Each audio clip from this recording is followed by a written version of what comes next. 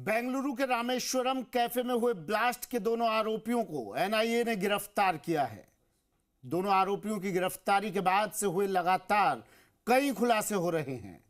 उन खुलासों के बाद से कई सवाल भी उठ रहे हैं।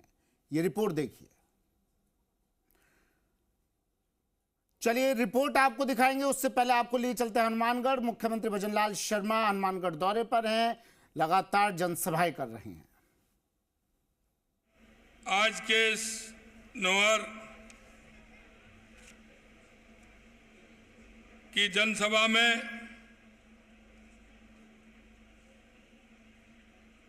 मेरे कैबिनेट में साथी और चूरू लोकसभा के प्रभारी भाई अविनाश गहलोत जी, आपके अपने जाने पहचाने पूर्व मंत्री और अभी किसान आयोग के अध्यक्ष भाई CR चौधरी साहब, और अभी जिनको आप सुन रहे थे, ऐसे आपके लोक लाडले विधायक भाई अभिषेक मटोरिया जी,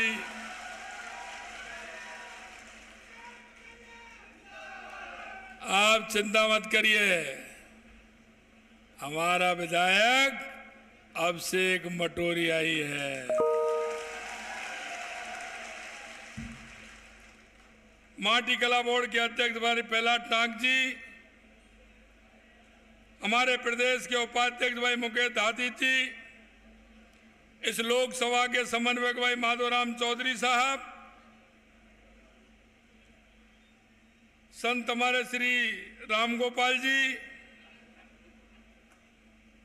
हमारी पूर्व राज्य मंत्री मदरसा बोर्ड की चेयरमैन मेहरुन्निसा टांक साहब, पार्टी के हनुमानगढ़ के जिला अध्यक्ष देवेंद्र पारिक जी, पूर्व प्रधान अमर सिंह जी पूनिया साहब, प्रधान प्रतिनिधि भाई धर्मपाल जी सियाग साहब, पूर्व जिला अध्यक्ष रामकिशन जी भाकर साहब, श्रीमती उर्मिला बिजानिया जी, रमेश बेनीवाल जी, श्रीमती सरोज लांबा जी, सुशील जोशी जी, अदरीस गौरी जी, श्री पूनम इसारिया जी, शैलेंद्र वर्मा जी, मंडल के अध्यक्ष कुलदीप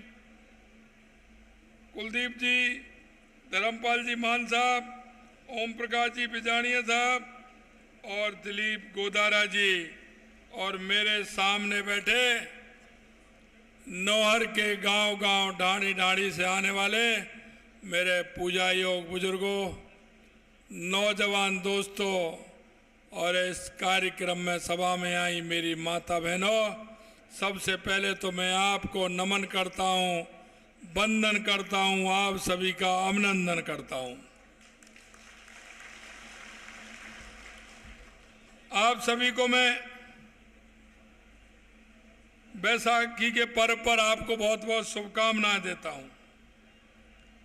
आज अंतर्राष्ट्रीय जाट दिवस भी है, इसकी भी मैं आपको शुभकामनाएं देना चाहता हूं। कल 14 अप्रैल है, बाबा भीमराव अंबेडकर जी का कल जन्मदिन है, उनकी भी मैं आपको जन्मदिन की बहुत बहुत शुभकामनाएं देता हूं। मित्रों, आज ही के दिन 1919 को जलियांवाला बाग में सैकड़ों देशवासियों ने देश की आजादी के लिए अपने प्राणों की आहुति दी थी। आज जलियांवाला बाग दिवस के अवसर पर मैं ऐसे उन सब शहीदों को भावभीनी श्रद्धांजलि भी अर्पित करता हूं। मित्रों, धीरे धीरे गर्मी बढ़ रही है और आप देख रहे हैं चुनाव की भी गर्मी बढ़ रही है। आए दिन कई लोग आपके पास आते होंगे, दूसरी पार्टी के लोग भी आ रहे होंगे, आपसे झूठे सांचे वादे भी कर रहे होंगे। उन लोगों ने कभी काम नहीं किया, उन्होंने जाति और धर्म पर बांटने का काम किया है। कांग्रेस के लोगों ने जाति और धर्म पर बांटने का काम किया है। यह धरती किसान नेता कुंभाराम जी की जन्मभूमि है। उन्होंने किसानों के लिए पूरा जीवन लगाने का काम किया था, पूरा जीवन लगाने का काम किया था। मित्रों, मैं आपसे कहना चाहता हूं, आपने देखा होगा 2014 के बाद देश के अंदर जो परिवर्तन हुआ है। 2014 से पहले इस देश के अंदर लोग सिर्फ नारे देते थे, नारे। कभी गरीबी हटाओ का नारा देते थे, कभी किसान को उन्नत बनाओ ये नारा देते थे। लेकिन जिन्होंने इस देश के अंदर और प्रदेश के अंदर सबसे ज्यादा राज किया, उनका कभी गरीब से और किसान से कोई संबंध नहीं रहा, किसी तरह का संबंध नहीं रहा। वो नारों तक सीमित रहे थे। मैं आपसे कहना चाहता हूं, 2014 के बाद देश के यशस्वी प्रधानमंत्री नरेंद्र मोदी जी के नेतृत्व में क्या गरीब कल्याण का काम नहीं हुआ? क्या हर गांव में गरीब के लिए मकान नहीं बना? क्या हर माता बहनों के लिए शौचालय बनाने का काम नहीं किया?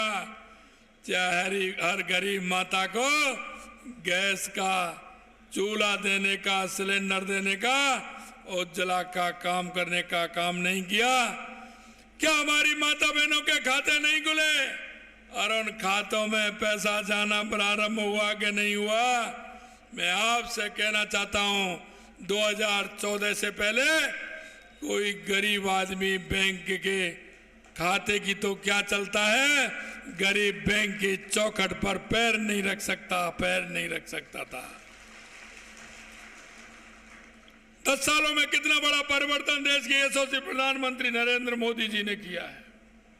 हमारी गरीब कल्याण की योजनाओं से लेकर के, देश के विकास से लेकर के, देश की सीमाओं की सुरक्षा से लेकर के, और दुनिया में इस मां भारत का, मां भारती का दुनिया में सम्मान दिलाने का काम अगर किया है तो देश के यशस्वी प्रधानमंत्री नरेंद्र मोदी जी ने किया है, नरेंद्र मोदी जी ने किया है। मैं आपसे कहना चाहता हूं, आपके हनुमानगढ़ होकर के भारतमाला का रोड गया है, 4 लाइन 6 लाइन गया है। आप कभी गए क्या उस पर? जरा बताइए कौन कौन भारतमाला वाले रोड पर गए, जरा हाथ खड़ा करिए।